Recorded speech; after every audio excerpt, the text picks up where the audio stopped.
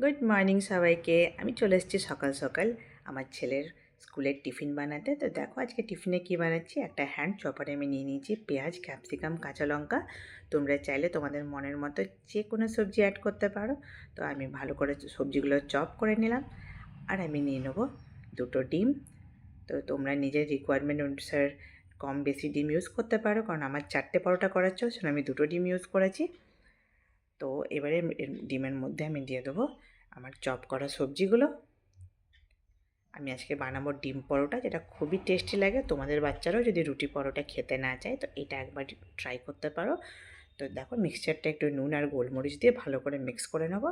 তো মিক্সচার আমাদের রেডি হয়ে গেছে। আমি এখানে নর্মাল আটার ইউজ করেছি, তোমরা চাইলে ময়দা ইউজ করতে পারো। তো আমি যেহেতু বাচ্চার টিফিন বানাচ্ছি সেজন্য আটা ইউজ করেছি। তো একটা নর্মাল রুটি বানিয়ে নেবো।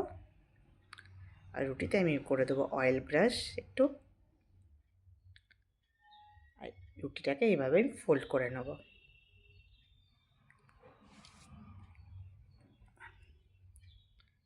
আর দেখো একটু আরও অয়েল দিয়ে লাগিয়ে এরকম স্কোয়ার শেপ দিয়ে দেবো। আর হালকা হাতে প্রেস করে এটা বেলে নেব। একটা স্কোয়ার শেপের আমি পরোটা বানিয়ে নিলাম। এবারে আমি এটা ডিমের মিক্সচারে ভালো করে ডিপ করব। এবার একটা প্যান চাপিয়ে দিয়েছি হালকা অয়েল ব্রাশ করে। তো পরোটাটা দিয়ে উপর থেকে আরও ডিমের মিক্সচারটা দিয়ে দেবো। উল্টে দেবো, উল্টো সাইডেও হালকা ডিমের মিক্সচারটা অ্যাড করে দেবো।